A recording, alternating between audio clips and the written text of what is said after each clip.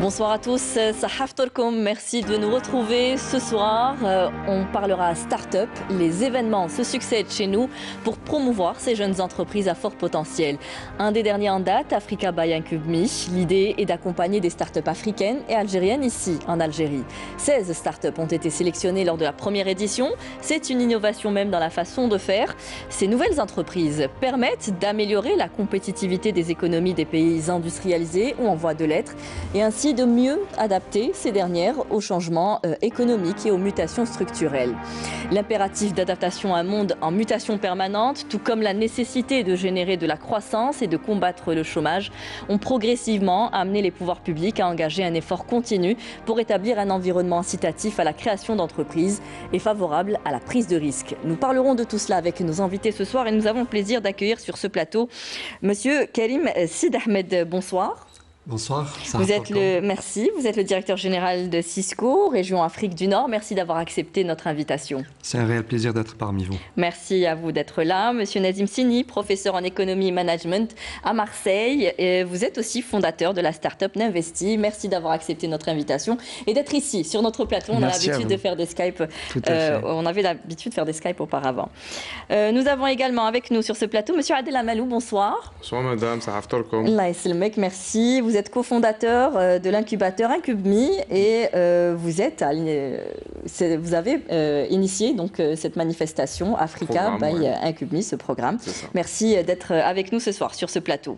Et nous avons également avec nous, j'aurais dû commencer par les dames, voilà, je m'excuse. Voilà, on va laisser le meilleur pour la fin. Nia Saadi, cofondatrice de la start-up Nassart, merci d'être ici avec nous. Merci pour l'invitation. Merci. Alors on va essayer d'abord de commencer par expliquer ce que c'est que cette manifestation Africa by Incube Me. En ce moment, je le disais, beaucoup d'événements se succèdent qui se rapportent à la start-up. On sent qu'il y a une volonté de promouvoir ces jeunes entreprises. Présentez-nous d'abord ce concept Africa by Incube Me, Monsieur Amalou. Pardon. Alors, programme Africa by Incube Me, c'est un programme qui a été mûrement réfléchi. Depuis, on va dire, on a commencé à travailler dès la création de l'incubateur en 2018. Mais on a commencé à réfléchir sérieusement sur le programme en 2019. On s'est dit qu'en Algérie, il faut vraiment, nous on se projette sur un incubateur panafricain, il faut vraiment lancer un programme africain. Avec toute l'équipe fondatrice, donc on est 7 cofondateurs au sein d'Incube Me, ici en Algérie et un peu partout dans le monde. On a commencé à travailler sur un concept qui est assez original, mais qui s'adapte déjà à l'Algérie, qui s'adapte à l'Afrique, qui s'adapte à la région. Mais l'objectif principal, c'était de positionner l'Algérie, et c'est toujours, de positionner l'Algérie comme un hub des startups. Donc le programme, c'est, on sélectionne différentes startups ou porteurs de projets de différents pays, on les ramène en Algérie, et on les accompagne pour une durée de temps bien précise, à peu près, comme la dernière, presque 4 mois. Et pour la deuxième édition, ça va être presque la même chose. Il y a une nouveauté pour la deuxième édition. Ça sera élargi. Exactement. Donc la première édition, c'était, on a sillonné à peu près presque toute l'Afrique. Donc on a reçu 1256 projets. On a sélectionné 403 et on a sélectionné 21 startups. Mais on a ramené en Algérie juste que je rappelle 16. Que c'est en période Covid, donc il y a eu des difficultés aussi pour les ramener. Donc ça a débuté début septembre, on a clôturé fin décembre. Et là, on lance la deuxième édition donc pour cette année. Donc ça va être l'Afrique et le Moyen-Orient. Donc le programme, ça s'étale sur 3 années. Première année, c'est l'Afrique. Deuxième année, c'est l'Afrique et le Moyen-Orient. Donc on est en plein dedans. Et l'année prochaine, ça va être Afrique, Moyen-Orient et les pays du bassin méditerranéen. Mais il y a une possibilité, parce qu'il y a eu beaucoup de demandes, il y a une possibilité, on est en train d'étudier avec toute l'équipe, d'élargir à l'Europe. Au lieu de les bassins méditerranéens, les pays du bassin, on part à l'Europe. Et c'est comme ça qu'on va essayer de se positionner comme un acteur important dans la région. Aujourd'hui, la première édition, pour information, on a lancé le programme vendredi vers donc l'ouverture de l'appel à projet vendredi à 23 h à peu près. En 18 minutes, on a reçu presque 200 candidatures en 18 minutes. C'est pour ça que le site a... donc il y a eu beaucoup de connexions, mais il y a eu... Donc il y a un retour d'écho, il y a ce besoin aujourd'hui qu'il y ait des incubateurs de ce genre pour attirer les startups. Oui, tout à fait. Je voulais juste saluer l'initiative de Adel que je trouve excellente parce qu'elle permet de mettre l'Algérie sous les feux des projecteurs. Et je voulais rajouter aussi que l'Afrique recèle d'un potentiel mais extraordinaire. La plupart des grands analystes et des experts internationaux disent que dans les 20 à 30 ans à venir, l'Afrique sera peut-être l'Asie des années 2000. C'est-à-dire qu'il y a une richesse humaine, des compétences et cette initiative s'inscrit dans ce sillage. Il faut juste savoir que malheureusement, le continent a raté le virage de l'industrialisation. Oui. Nous n'avons pas d'industrie lourde dans la manufacture, dans la pétrochimie par exemple. Il ne faut surtout pas que le continent rate le virage du numérique. Oui. Donc c'est pour ça que cette initiative est excellente.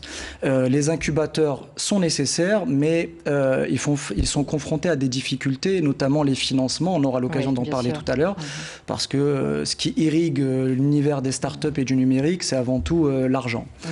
Donc ça, c'est peut-être on va dire une question qu'il faudra, voilà, une problématique qu'il faudra développer. On va la développer tout au long du débat.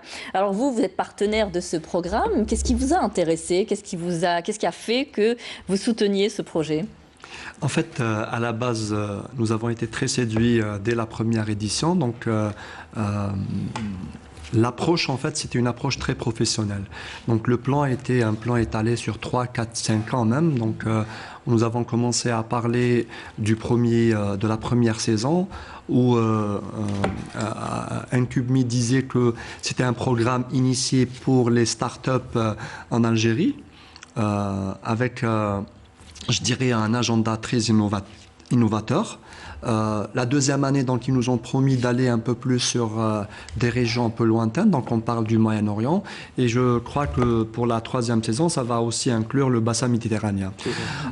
Donc c'est quelque chose qui matche un peu avec la culture qu'on a chez Cisco, donc on est pratiquement présent dans l'ensemble des pays, que ce soit au Moyen-Orient et en Afrique. Ça, c'est le premier point. Le deuxième, on le sait très bien, donc Nazim parlait tout à l'heure de ça, tous les pays aujourd'hui sont en train de chercher de la croissance. On sait très bien en période de crise, là où il faut chercher la croissance, et tous les spécialistes sont en train de s'accorder sur ça, c'est par la création de nouvelles idées. Ouais. On appelle ça de la disruption. Donc à partir du moment où il y a une petite fragmentation dans une échelle économique, il faut chercher de nouvelles idées. Et ces idées-là, ce n'est pas les grandes entreprises qui peuvent aller chercher ça.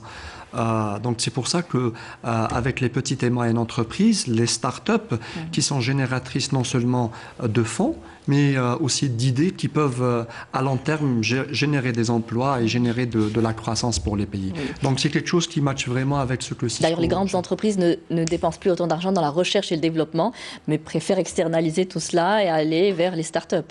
Tout à fait, tout à fait. Vous savez, si vous prenez aujourd'hui les entreprises qui sont cotées en bourse, sur les 25, vous allez prendre les 7 ou les 8 premiers, vous allez trouver que toutes ces entreprises-là, c'était des start-up il y a à peu près une vingtaine d'années. Ça, c'est le rêve. Hein. Ça, c'est vraiment le rêve. Hein. Mais en fait, ça devient réalité. En fait, c'est quelque chose qui nous parle maintenant à tous. C'est vrai qu'on avait cette idée-là, des idées reçues, je dirais, des pays des États-Unis ou de l'Europe qui disaient que c'est un peu rêveur, c'est un peu avant-gardiste. Mais là, on le voit. On voit que... Il y a eu des success stories. Des succès historiques, que ce soit en Afrique, que ce soit au Moyen-Orient, que ce soit même en Algérie. On a vu des levées de fonds récemment. Et la chose qui rassemble un peu toutes ces entreprises-là, c'est qu'à la tête de ces entreprises-là, vous allez trouver des entrepreneurs. En fait, ce n'est pas des administrateurs. Donc, c'est des gens qui ont commencé par une idée et qui ont fini aujourd'hui par être cotés en bourse, qui sont devenus licornes et qui maintenant, ils sont en train d'employer des milliers de... C'est ce qui fait toute la différence avec une petite entreprise classique. Alors, Ania, racontez-nous un petit peu votre parcours. Comment vous êtes arrivé dans ce programme et est-ce que vous en êtes aujourd'hui? Alors, pour ma part, j'avais donc soumis ma candidature à Africa Buying Company et au final, j'étais venue avec une idée qui était dédiée au marché algérien. Je n'avais pas la prétention dès le départ de me lancer sur un plus grand marché et il y avait Adel qui me disait dès le début, écoute, ça va être une aubaine pour toi pour pouvoir un peu t'exporter. Et j'avais rencontré mon associée, qui est actuellement mon associée, qui était venue elle aussi avec une autre vision, avec une autre idée qui était dédiée au marché sénégalais. Et on a juste fusionné. On s'est dit... on peut parler de l'idée en elle-même, exactement, voilà, de la plateforme que vous avez créée. Exactement. Donc Nessart, ça vise à tout simplement donner naissance à une communauté d'artisans et d'artistes et de créateurs africains. On leur permet d'avoir une visibilité sur une plateforme e-commerce où ils pourront vendre et exposer leurs réalisations et avoir tout simplement accès à un plus grand marché. Voilà. Alors, vous avez participé à ce programme, donc il y a eu 3 mois de formation, c'est bien cela, d'accompagnement, 4 mois à peu près de formation, d'accompagnement. Vous aviez besoin de cet accompagnement aujourd'hui pour créer votre start-up? Effectivement, oui. Alors déjà, il y a une richesse énorme par rapport au programme Africa Buying Company. C'est déjà la richesse culturelle, le fait de travailler avec des entrepreneurs qui viennent un peu des 4 coins du continent africain, de voir un peu leur mindset, d'apprendre aussi de leurs erreurs parce que chaque entreprise, chaque start-up qui était présente avait un niveau de maturité qui était différent. Oui. Et du coup, on pouvait s'inspirer les uns des autres. Et aussi, bien sûr, sans parler de l'échange culturel en lui-même et sans parler du réseau. Ça, c'est très important. C'est le plus important, je pense, de faire un réseau aujourd'hui dans ce domaine. Alors, comment se fait cette sélection? Est-ce que ça répond à un besoin du marché national? Cela à un besoin des entreprises? Est-ce que les entreprises ciblent des projets bien précis? Comment cela se fait? Alors, donc, pour la sélection, on a 2 catégories de projets qu'on sélectionne. Donc, on a la première catégorie, c'est des projets libres. Chaque porteur de projet qui a une idée, qui a un projet ou bien qui a déjà une start-up qui existe déjà, il peut postuler. N'importe quel secteur d'activité. Après, on a ce qu'on appelle... C'est assez large, hein. Il n'y a pas que les technologies. Exactement. Bon, on intègre souvent les nouvelles technologies pour être plus rapide, pour avoir une croissance. Plus performant. Exactement. Donc, plus accessible aussi. Après, on a ce qu'on appelle de l'open innovation. Dans l'open innovation, on a plusieurs grands groupes comme Cisco, comme d'autres grands groupes ici en Algérie et multinationales qui nous expriment des besoins. Des problématiques internes à leur entreprise.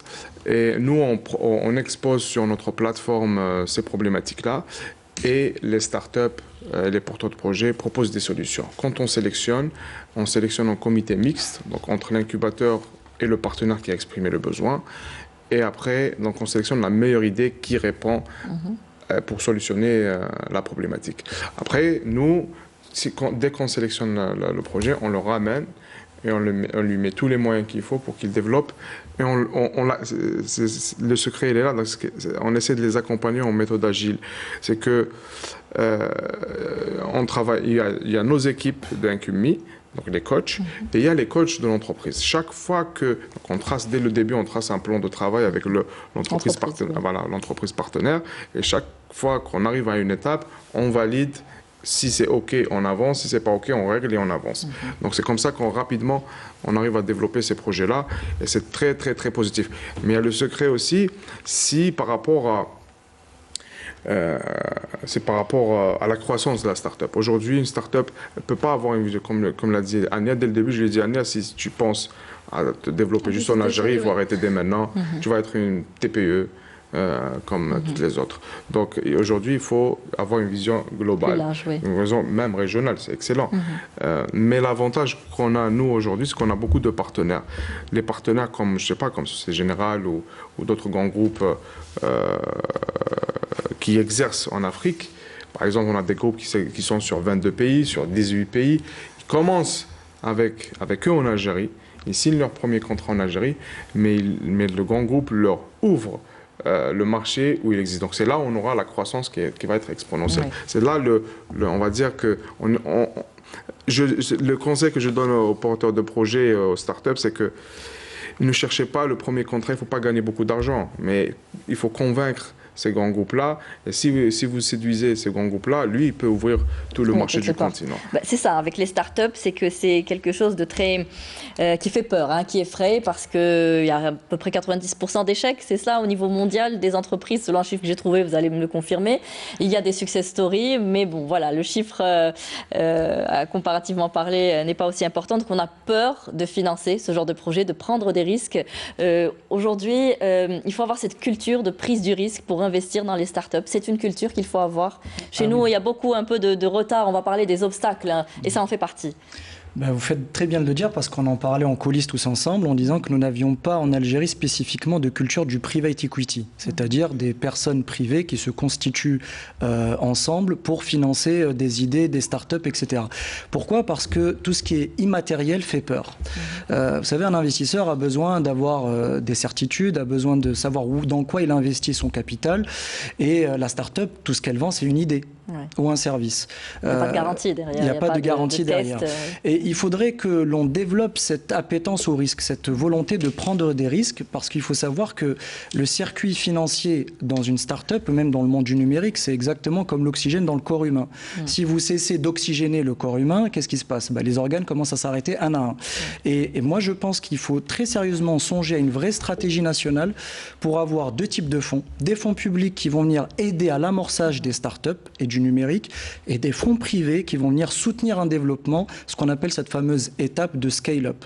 Il y a déjà un fonds qui a été créé pour soutenir les startups. Tout à fait. Après, il faut analyser la performance, quels sont si vous voulez, comment sont octroyés ces fonds, est-ce que ce fonds est accessible à l'ensemble des startups, etc. Donc il y a toute une démarche de suivi derrière, mais à mon sens, c'est vraiment le point d'orgue. C'est ce que vous avez fait avec Ninvesti, c'est ce fonds participatif. Tout à fait. Et là, l'idée de Ninvesti était très simple. Je veux dire, les vieilles comme le monde, c'était de capter l'épargne de notre diaspora pour la réorienter vers des projets structurants ou des projets de start-up en Algérie.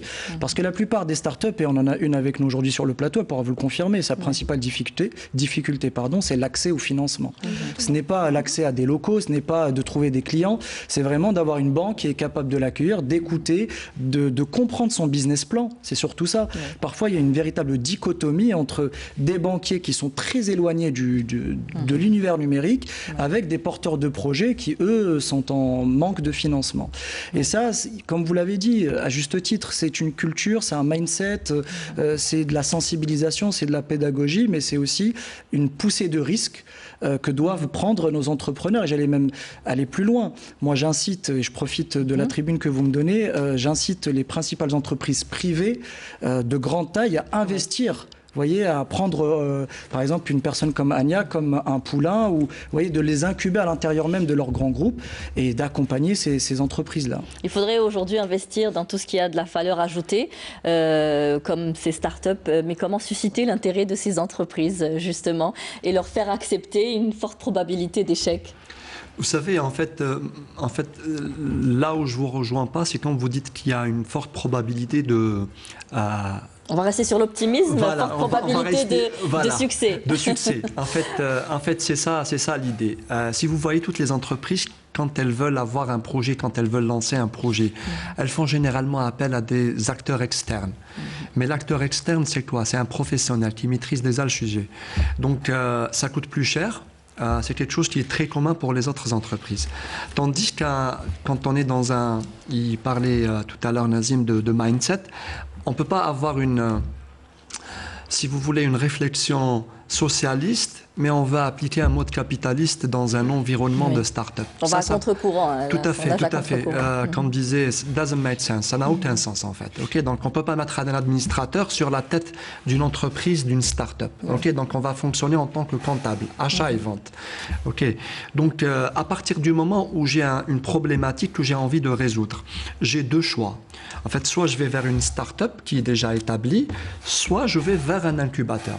En tout cas, pour nous, le choix était vite fait. Pourquoi ? Parce qu'on sait très bien que les deux piliers d'un incubateur, c'est le premier, donc c'est le business plan, donc il va essayer un peu de comprendre et d'aider un peu toutes ces startups-là à monter un vrai business case. Et la deuxième des choses, c'est lui trouver des finances, c'est de lui trouver les bons contacts, le bon networking et le moment où lancer son projet. Donc, si vous voulez, là, on est en train de minimiser les risques. C'est pour ça que je dis, il y a une étape. Donc, il y a l'étape d'ingéniosité, donc trouver la bonne idée, savoir la commercialiser et qui va la financer.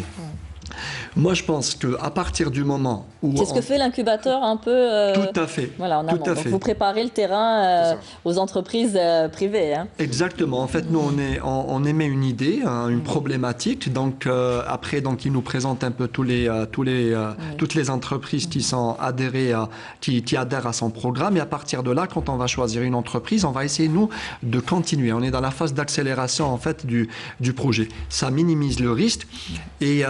pour nous, je pense qu'à partir du moment où une entreprise qui est mature va miser sur une start-up, je pense que je dirais, allez, on va jouer un peu la balance, donc 50-50, mais je pense que pratiquement toutes les entreprises qui se sont lancées dans la 4e phase, qui est de mettre le projet à production, je ne pense pas qu'on peut parler d'échec. Oui.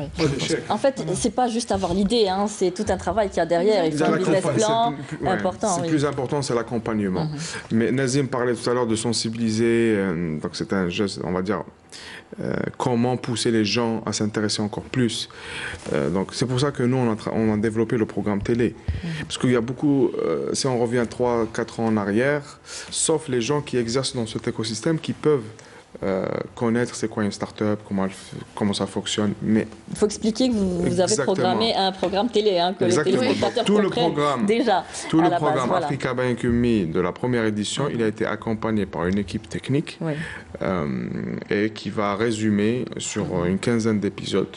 Qui a vécu avec vous tout le cheminement, l'opération. Il y aura un programme télé qui va être diffusé peut-être au moment le mois de septembre. Donc ça permettra de divulguer, de sensibiliser, comme vous le disiez. Et on va montrer comment aujourd'hui une start-up, on arrive à développer. Exactement. Et ce que je pourrais souligner aussi, pourquoi l'initiative d'Nkumi est assez révolutionnaire, c'est que dans notre écosystème du moins, c'est que parce que pour un entrepreneur qui vient tout juste de débuter, il n'a pas forcément les bons contacts. Et du coup, on le fait un peu présenter à des acteurs influents de l'écosystème algérien et même d'autres. Donc, alors, vous avez commencé directement avec vous n'avez pas essayé auparavant de le faire, vous n'avez pas été confronté à certains obstacles ou vous avez commencé tout de suite à... Bon, déjà avant, j'avais commencé avec une compétition, mais je voyais que je faisais un peu du surplace. C'était plus théorique qu'autre chose. Et au final, j'ai retrouvé le programme Africa by Nkumi. Je me suis dit, voilà, pourquoi ne pas se lancer? C'était intéressant ce qu'il présentait et... au final, j'étais pas déçue. Oui, alors finalement, quelle sera la plus-value pour nous, chez nous, en Algérie, de ramener ces entreprises africaines? Je vous avais posé cette question tout à l'heure, je vous la repose maintenant. Puisque les entreprises africaines viennent en Algérie, on veut faire de l'Algérie ce pôle et faire de l'Algérie un pôle innovant. Aujourd'hui, par exemple, avant de lancer l'appel à projet, on a reçu 300 start-up labellisées en Tunisie, Startup Act, qui veulent intégrer le marché algérien. Donc ça veut dire que le programme, il commence à... Il y a eu écho. Exactement. Il y a eu écho. Donc, par rapport à la question, voilà. À la question, c'est que je vais répéter la réponse. Hein. Mais on était en coulisses, les téléspectateurs ne nous ont pas entendus. Donc, nous, quand on a développé, pour information, c'est qu'on se déplaçait minimum 4 fois par an en Afrique. Donc, pour essayer de maturer un peu, pour essayer de tisser des relations, pour connaître le marché africain. Avoir un réseau, déjà. Exactement. Et comme je l'ai dit tout à l'heure, c'est que dès la création, on voulait partir sur un incubateur pan-africain. Pour l'Algérie, comme je le disais, c'est tout le monde qui veut s'exporter vers l'Afrique. On parle beaucoup de s'exporter vers l'Afrique, mais il faut cibler aussi ce qu'on veut.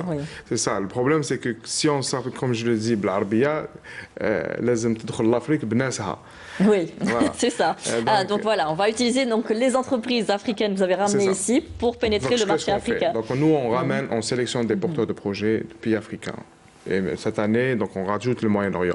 On les ramène en Algérie, on les prend en charge ici, tous les moyens qu'il faut, hébergement, nourriture, matériel, networking, événements, communication, tout ce qu'il faut. On crée leur entreprise en Algérie, donc de droit algérien.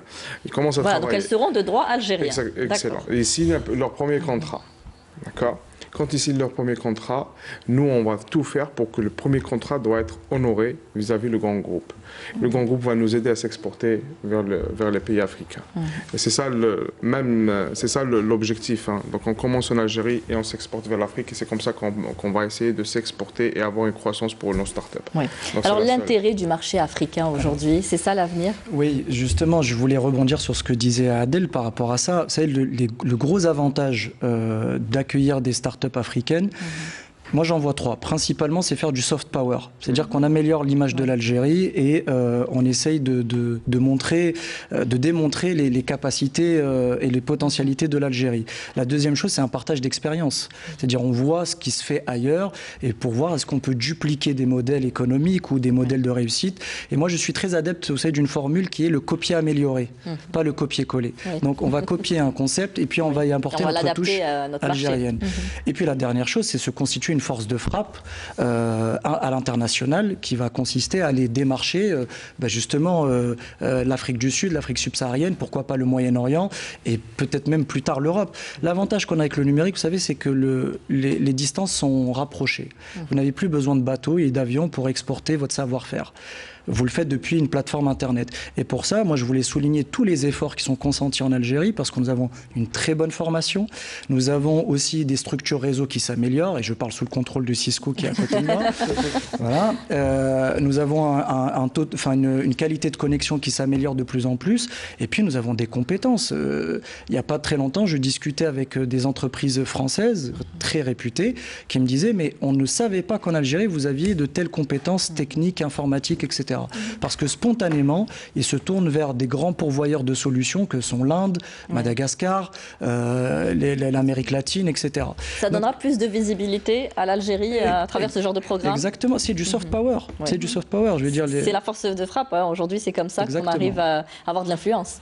Tout à fait, tout à fait. D'autant plus que si j'ai à rajouter quelque chose, parce que je pense qu'il a brasé un peu tous les points positifs qu'on pourrait même pour mettre tout à fait au devant de la scène, il y a aussi les pouvoirs publics. Aujourd'hui, on avait un message du président de la République qui était très clair, qui, en fait, il parle d'Internet, donc c'est la première fois qu'on voit ça, on parle de start-up, on parle d'émerger un peu toute cette nouvelle génération. Donc, il y a aussi un ministère qui est en charge aujourd'hui des startups. Il y a un travail qui est en train d'être fait, en fait. Il y a des groupements, d'acteurs. Il y a une volonté derrière. En fait, ça ne peut pas avancer sans qu'il y ait une volonté des pouvoirs publics. Tout à fait. Donc, si vous voulez, entre les deux, je pense qu'il y a des mécanismes à mettre en place. On parlait tout à l'heure, par exemple, d'aspects de financement. Je pense que le côté opérationnel, c'est là où on a envie maintenant, vraiment, de s'asseoir pour dire comment améliorer les choses. Tout à fait. On va en parler. Vous me tendez la perche, justement. Quels sont les mécanismes aujourd'hui à mettre en place? Parce qu'on sent qu'il y a une volonté derrière. Il y a des jeunes qui ont des idées, qui sont prêts aussi à se lancer, parce qu'il ne faut pas croire qu'on est entrepreneur juste comme ça. Hein. Il faut avoir de vraies idées et étudier un véritable business plan. Voilà, persévérer, oui, parce que ce n'est pas aussi évident que cela. Quel est le mécanisme qui manque derrière? On a parlé du financement, on peut parler d'Internet, vous avez parlé aussi d'Internet, de la numérisation, de la bureaucratie. Il y a des freins aujourd'hui derrière qu'il faut aplanir. Ce côté-là, tout le monde le sait qu'il faut qu'on éradique complètement cette bureaucratie et ces problèmes de base. De lenteur, hein, oui. Voilà. Parce qu'aujourd'hui, une bonne idée, demain, elle ne l'est plus. Hein. Exactement. Ça passe très vite, ça évolue très vite. Voilà. Mais si on veut réellement avoir notre place sur l'échiquier mondial des startups, il faut qu'on se frotte aux meilleurs. Ça, c'est la meilleure des choses. C'est avec les meilleurs qu'on peut vraiment évoluer. Aujourd'hui, nous, si on travaille avec, par exemple, un géant comme Cisco ou bien d'autres, des multinationales, ça nous permet d'élever notre niveau. Si l'incubateur arrive, donc l'incubateur, c'est un petit pion, on va dire, de tout un écosystème. Donc, si nous, on s'ouvre, on travaille avec ces grands groupes-là, donc c'est là où on peut avoir une révolution dans cet écosystème et automatiquement, ça va impacter notre économie. C'est la seule façon. Aujourd'hui, on ne peut pas se développer si on ne travaille pas avec les grands. Parce que c'est eux qui mettent le truc, soit Facebook, Microsoft, toutes ces grandes... Même dans la santé, on l'a vu, des très grandes entreprises ont fini par laisser à la découverte des vaccins, des startups. Exactement, aujourd'hui, un intégrateur analytique, de trucs d'intelligence artificielle pour découvrir ça. Ce n'est plus les méthodes anciennes. Et du coup, si on veut évoluer, on doit travailler avec les meilleurs pour être, nous, à notre meilleur aussi. Alors déjà, il faut définir quels sont, je pense, les obstacles, mettre le point dessus pour pouvoir avancer. Aujourd'hui, vous disiez, on veut s'exporter ensuite avec ces entreprises africaines qui sont chez nous vers le marché africain. Est-ce qu'on peut le faire sur le plan réglementaire chez nous ? Oui, je voulais juste rebondir sur ce qui avait été un petit peu avant et puis je reviens à votre question. Pour moi, il y a des solutions très concrètes, si vous voulez, pour permettre l'émergence et l'essor d'un véritable écosystème. D'abord, un régime spécifique, fiscal et aussi dans la création d'entreprises. Il y a eu des exonérations offertes aux startups. Il faut aller un petit peu plus loin. Il faut aller un peu plus loin et surtout leur donner un régime très spécifique. C'est-à-dire, il faudrait qu'on permette à une startup qu'elle se crée très rapidement. Parce que vous savez, une des ressources les plus importantes d'une startup, c'est le temps. Donc ça, voilà, une start-up doit aller super vite, elle veut se développer très rapidement. Donc un régime spécifique. Et il faudrait aussi que nos entreprises publiques donnent l'exemple. Absolument, j'allais en arriver. Est-ce qu'elles ont participé à ce programme ? Il n'y avait que des entreprises privées. Que les entreprises privées. Elles peuvent se rattraper l'année prochaine. Sur le côté, elles se rattraperont l'année prochaine. Mais déjà que nos entreprises... Ce n'est que la deuxième édition. Donc voilà. Que des multinationales. Des multinationales, oui. Ça demande de gros financements derrière. Et prendre le risque... Voilà, vous n'êtes pas d'accord avec le risque, mais il y a une prise de risque derrière. Voilà, mindset, on revient toujours à... Ça. Et donc, oui, je vous disais, c'est d'abord que nos entreprises publiques et nos institutions, dans l'exemple, jouent le jeu, c'est-à-dire moi je pense qu'elles peuvent privilégier la préférence nationale lors des appels d'offres pour permettre justement à ces startups de gagner en expérience. Vous savez, ça me rappelle souvent un jeune diplômé à qui on refuse un emploi parce qu'on lui dit vous n'avez pas assez d'expérience. Si vous ne m'offrez pas cette première expérience, je ne pourrai jamais revendiquer des compétences ou une expérience. Donc ça, c'est une première chose. Et lorsque les projets sont assez grands, si vous voulez, ou assez gros ou costauds, là, il faudrait peut-être qu'on mette en place un dispositif réglementaire qui oblige les multinationales qui soumissionnent aux appels d'offres de s'adosser à un partenaire local. Et c'est comme ça qu'on va réussir à niveler un peu les compétences, comme disait Adel, à tirer l'ensemble de nos entreprises vers le haut. Et puis autre chose aussi, on en parle très peu, un partenariat public-privé. Le fameux PPP, où on aurait l'univers des universitaires, les entreprises privées et puis les pouvoirs publics. Parce que l'universitaire, lui, qu'est-ce qu'il fait ? On ne l'associe pas. Tout à fait, on ne les associe pas. Alors que c'est de la recherche, c'est scientifique, c'est de la physique, c'est de la deep tech, ce qu'on appelle la fameuse deep tech. Les entreprises ailleurs piochent directement des universités dans les laboratoires, ou les idées dans les laboratoires. Tout à fait. Donc ça, il faudrait peut-être songer à cette possibilité-là. C'est-à-dire que tout le travail de recherche se fait en laboratoire, dans des universités. Le prototype et le proof of concept, c'est-à-dire la preuve de concept, peuvent être réalisés par les startups et les pouvoirs publics qui viennent pour réguler l'ensemble et puis injecter aussi des financements. Alors je vais donner quand même cet exemple puisque on parle des initiatives qui sont un peu prometteuses. Une convention portant le transfert de technologie a été signée donc cette semaine entre l'université Mohamed Boudiaf de Msila, je ne sais pas si vous l'avez suivi. Voilà, une nouvelle start-up avait indiqué le directeur de l'université. Donc c'est la première du genre dans un établissement d'enseignement supérieur. Il faut aussi créer ce genre d'opportunités au sein des universités. C'est sûr. C'est que il faut qu'il y ait un pont aujourd'hui entre l'université et l'entreprise. Exactement. Aujourd'hui, le problème en Algérie, c'est que on ne donne pas la chance aux jeunes. Un jeune, il est frais, il est dynamique, il suit l'actualité, il fait des recherches, il a du temps. Tout ça, il faut vraiment l'utiliser. Aujourd'hui, on pousse les jeunes à y aller sur autre chose. Il faut prendre l'exemple suisse aujourd'hui. Aujourd'hui, l'école de Lausanne, donc l'école politique de Lausanne, tous les grands groupes au monde travaillent avec l'école politique de Lausanne. Et du coup, je pense que c'est une façon assez innovante de développer, d'innover, qui se crée directement au niveau de l'université. Donc c'est pour ça que C'est pour ça que nous, on est en train d'y travailler avec notre partenaire pour essayer de faire un projet pilote. Le problème, c'est que les universités et les écoles ici en Algérie, ils sont réticents. Ils doivent s'ouvrir. Il faut convaincre. Il faut convaincre. Et c'est pour ça qu'on essaie de communiquer au maximum. On les invite pour venir à nos événements, pour voir de leurs propres yeux qu'il y a de l'intérêt, qu'il y a des jeunes. Et c'est pour ça que... Il faut médiatiser tout cela aussi, sensibiliser, en parler. Alors généralement, les difficultés d'accéder aux organismes financiers obligent peut-être certaines entreprises à se tourner vers l'informel. C'est un des on va dire entre parenthèses, le maillon faible de cette histoire. Et puis il y a aussi le risque de perdre aussi notre matière grise, comme cela se fait. Ah oui, mais complètement. Et puis surtout, si on ne trouve pas un écosystème favorable, on peut développer son entreprise. C'est un peu le drame de ce qu'on vit, et je le dis devant nos confrères ici, c'est que nous formons l'élite qui va faire le bonheur des entités étrangères.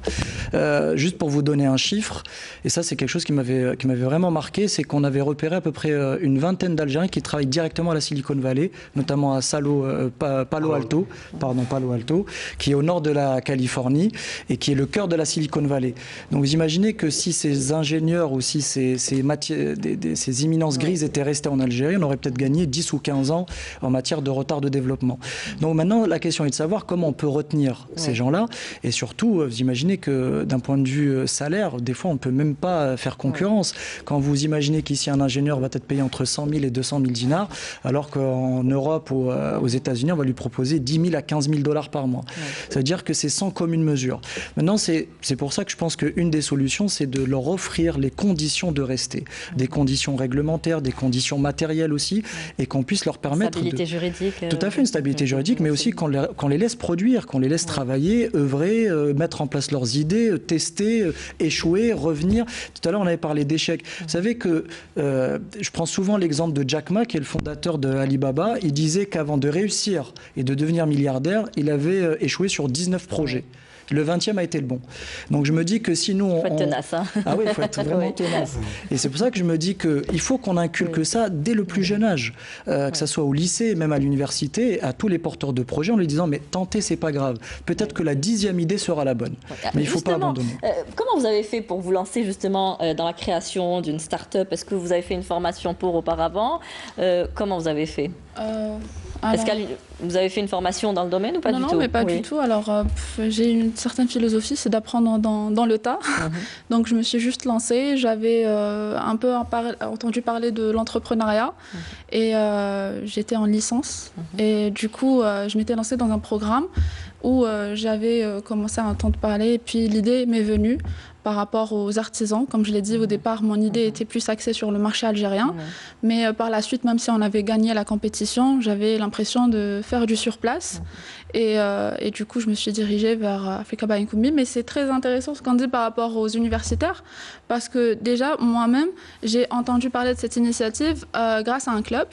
Je faisais partie d'un club et on a été invités. Et au final, on a eu part de cette initiative. Et j'ai juste soumis ma candidature. Donc c'est plus des initiatives personnelles, il n'y a pas l'encadrement qu'il faut derrière, le suivi, les annonces derrière. À l'université, on n'entend pas parler de ça. Oui, malheureusement, mais comme je l'ai dit, c'est à eux, à ces entités-là, de faire un peu le pas. Et à nous aussi, parce que je suis toujours étudiante. C'est bien, au contraire. Vous avez réussi à vous lancer dans une start-up avant d'avoir fini vos études. Vous vouliez intervenir, je vous voyais tout à l'heure. Je voulais aussi revenir sur ça parce qu'en fait, il y a tout un changement mondial aujourd'hui dans la façon dont on est en train d'enseigner. En fait, on a toujours appris aux élèves d'avoir leur diplôme et d'être salariés. Donc, le concept, il est maintenant révolu. Maintenant, on est en train de penser à autre chose. OK. Donc, ça va déjà nous aider. Pourquoi? Parce que si on parle maintenant d'un salarié en Algérie ou d'un salarié en Europe, on sait très bien qu'il n'y a pas lieu du tout de faire la comparaison. En termes de pouvoir d'achat, oui. Par contre, le fait d'avoir sa petite entreprise, d'avoir ses propres fonds, ça va en fait nous aider ou aider en fait les pouvoirs publics à oublier cette partie-là parce qu'il fera son propre business, il se fera son propre salaire, il a envie de réinjecter ses fonds. Donc, si vous voulez, c'est un management de son entreprise-là. Donc ça, c'est le premier point. Le deuxième, si on parle d'obstacles. Vous savez, toutes les idées, en fait, on est dans un pays vierge, un pays continent qui s'appelle l'Algérie. Tout est bon à faire. Ok, donc on a les entreprises qui sont là, toutes les entreprises, que ce soit dans le oil and gas, que ce soit dans les opérateurs, que ce soit dans l'agriculture, on voit énormément d'émergence de projets, d'idées.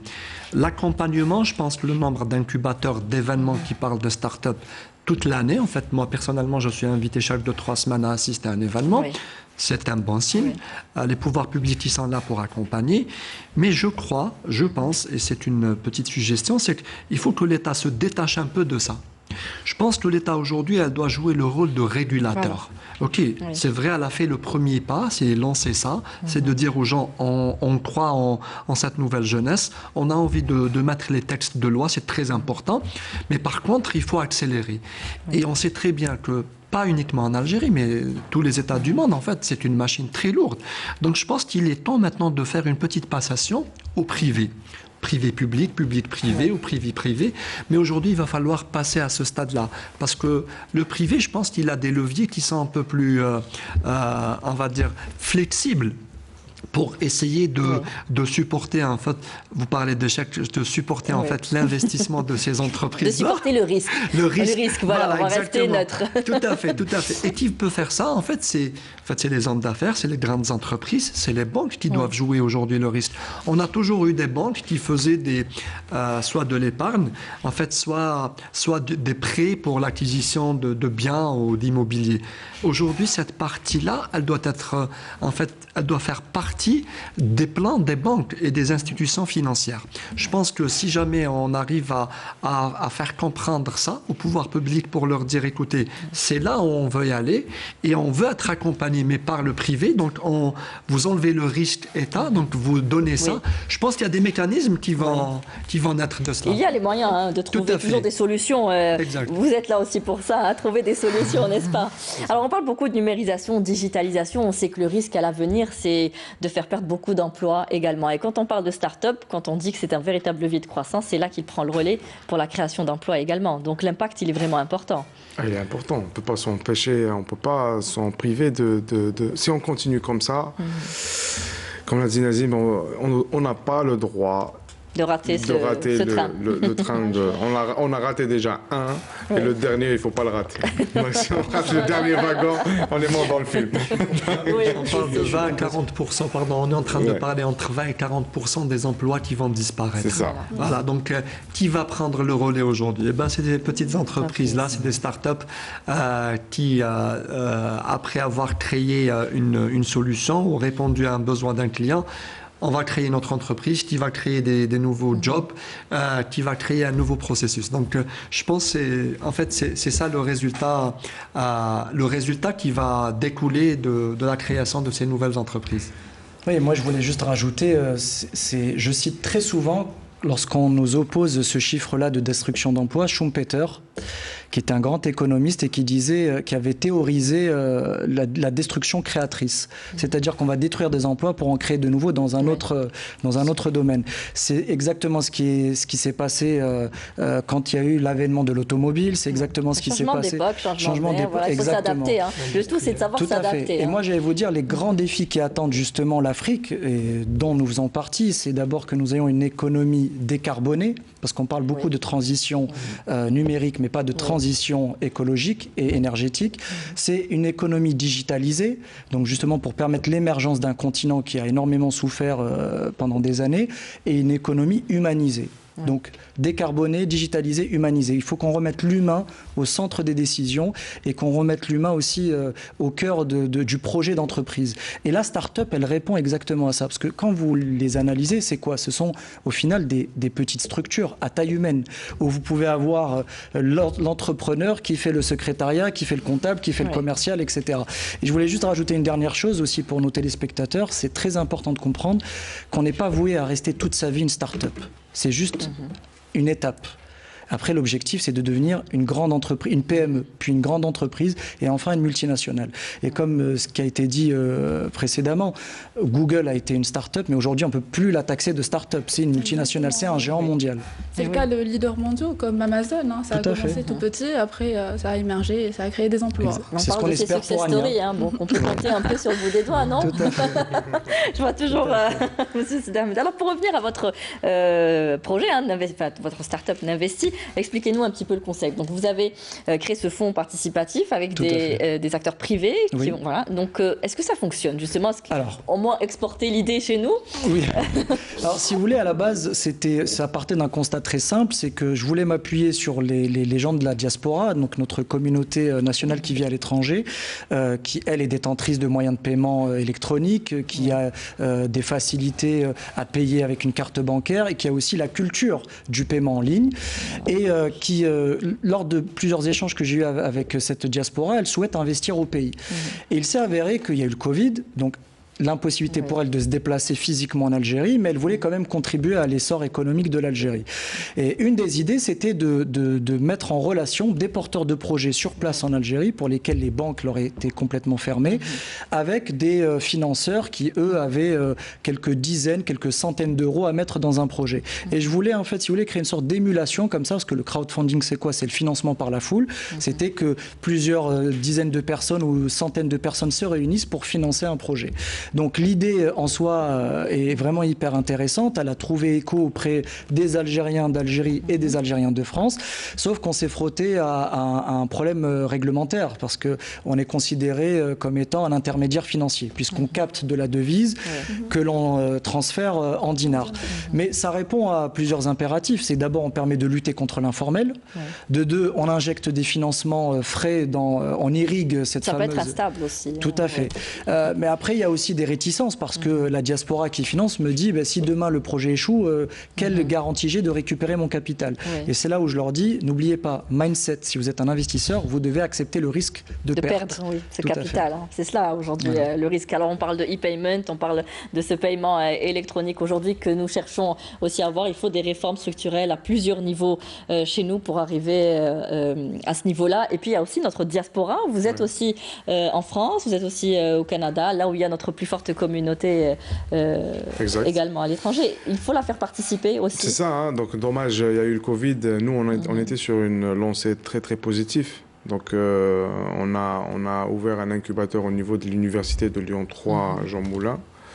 Et on avait un partenaire au Canada, donc c'est le CEIM, donc c'est le Centre d'entreprise et d'innovation à Montréal. Mais il y a eu le Covid. Donc c'était deux structures exclusivement destinées aux Algériens qui sont dans ces deux pays-là, donc la France parce que c'est là où on a une forte concentration, et le Canada c'est le numéro 2. Et du coup, c'était deux structures qui étaient destinées pour recevoir des projets, les accompagner au début, et dès que le projet est prêt, nous on l'accompagne ici en Algérie. Donc on faisait le pont, donc on a une structure là-bas, on les accompagne, on travaille avec eux, et après on les reçoit ici pour les lancer sur le marché algérien. Parce on recevait beaucoup de demandes, ils savaient pas, notre diaspora ne savait pas ce qu'ils vont rester là-bas, ils vont revenir ici, ils vont venir repartir, donc on leur a dit ok stop, vous restez là-bas, nous on arrive. Vous connaissez le marché. Voilà. On va relancer, exactement. Donc on va relancer. Vous êtes une garantie pour eux. C'est ça. Donc le projet va être, peut-être il y aura une promotion d'ici la fin de l'année pour la France et le Canada, et on va essayer de matcher entre Africa by Nkumi et notre diaspora qui va venir. Ça va être un beau truc, un beau truc, et notre diaspora parce que pour la deuxième édition, on va essayer de trouver des solutions comment financer des projets. Aujourd'hui, on va essayer de prendre des exemples, que ce soit nos cofondateurs qui peuvent jouer le rôle d'investisseurs. Donc nous, en tant que fondateurs d'Incube.me, on peut jouer le rôle d'investisseur pour donner juste l'exemple, pour montrer, regardez, nous aujourd'hui, on le fait. Nous, ce qu'on fait au sein d'Incube.me, c'est un investissement indirect. On ne donne pas de l'argent directement, mais on prend en charge les startups. Il y a une lourde logistique derrière et financièrement également. C'est énorme comme fonds qu'on met sur le projet. Et mais en contrepartie, on prend une participation dans le capital. Bon, pour Africa, on ne l'a pas fait, t'inquiète, Ania. C'est pour les 3 prochaines années, c'est gratuit pour tout le monde. Hein. C'est purement pour se positionner. Oui. Mais d'habitude, les cohortes précédentes, c'est que nous, on prend tout en charge et on prend une participation dans le capital de la start-up qui est plafonnée, on ne dépasse pas pour protéger la start-up, mais on prend une participation dans le capital. C'est ça notre business model. Donc, on sait que le jeune n'a pas de moyens, donc il ne peut pas acheter du matériel, faire une campagne de communication, se déplacer, recruter. Donc nous, on lui met tous les moyens qu'il faut. Et après, on prend une participation. C'est ça notre investissement qui était vraiment adapté. Et il faut bien gagner quelque part aussi sur son investissement. Alors oui, alors relever le défi de la transition numérique, on l'a dit, c'est une des prochaines étapes, comme la certification électronique aussi, qui est importante. Oui, c'est sûr. Alors, je pense que les experts, ils sont là. Ceux qui peuvent parler sur ce sujet. C'est les revendications les plus réclamées, je pense, aujourd'hui. Voilà, donc je pense que Karim peut nous orienter mieux sur ce sujet-là. Oui, tout à fait. En fait, tout ce qui touche aujourd'hui à la technologie, et il faut revenir au B.A.-ba. Moi, je pense qu'on est cette histoire-là de certification électronique, de reconnaissance faciale, en fait, ça faciliterait les démarches administratives. Tout à fait. Tout ce qui est intelligence artificielle. De là, en fait, si vous voulez un peu notre participation à ce programme-là, et si vous voulez, on est un peu la face cachée de l'iceberg. En fait, toutes les plateformes des réseaux, des centres de données. Et j'attire aussi votre attention sur un point qui est très important, c'est qu'en fait, toutes ces startups-là, aujourd'hui, devraient émerger à travers l'hébergement de leur application, de leur travail dans un cloud. Donc ça, c'est aussi un point très important parce que plus de ressources physiques, comme le disait tout à l'heure Adel, les petites entreprises n'arrivent pas et ne peuvent pas aujourd'hui financer un centre de données. Donc l'idée aujourd'hui aussi, c'est de vulgariser un peu cette utilisation de cloud pour pouvoir les aider à émerger rapidement. Merci, c'est la fin de l'émission. Je vais faire un rapide tour de table pour le mot de fin. Alors faire de l'Algérie un pôle africain de l'innovation, la future Silicon Valley de l'Afrique. Nous on y travaille maintenant. Voilà, vous y travaillez. Non mais sérieusement, il ne faut pas... on se donne rendez-vous dans 2025 et on va essayer de mettre le bilan. Quand on a des géants comme notre... Il y a un véritable potentiel chez nous aujourd'hui qu'il faut développer. Énorme. Juste que les pouvoirs publics doivent jouer le rôle et minimiser un peu cette fuite des cerveaux qui c'est une catastrophe pour le pays. Très bien. Monsieur Sini, aujourd'hui, nous avons les capacités d'aller de l'avant et se développer dans ce monde-là. Clairement. Moi, je pense qu'on est le futur. Bon, on dit souvent les dragons d'Asie. Moi, je pense qu'on est le futur lion du Maghreb et de la Méditerranée. Pour peu qu'on accompagne les idées jusqu'au bout, que nos startups soient structurées, parce qu'on travaille très souvent en silo. Il faudrait qu'on puisse vraiment créer un écosystème, une force de lobby, que les pouvoirs publics nous accompagnent et surtout qu'on travaille main dans la main tous ensemble vers un objectif commun. Voilà, donc il y a une volonté politique derrière. On l'a dit depuis tout à l'heure, il y a eu ce fonds qui a été créé, l'exonération des impôts. Même si vous dites qu'il y a encore du chemin à faire, il y a des mécanismes qui sont mis en place pour booster les créations des startups. J'ai été agréablement surpris parmi mes collègues qui ont été dans le programme d'avoir constaté qu'on avait un ministère des startups et qu'il était aussi actif. Donc je pense que les choses commencent à bouger, même si ça paraît un peu lent. Mais c'est encourageant. Je disais, il y a beaucoup d'événements qui se succèdent comme ça sur les startups. Ça bouge énormément au niveau des manifestations. On l'espère, c'est tout ce qu'on espère. Merci à vous, messieurs, dames, d'avoir participé à ce débat. Voilà. Merci à vous de nous avoir suivis. Et à très bientôt sur Canal Algérie. Au revoir.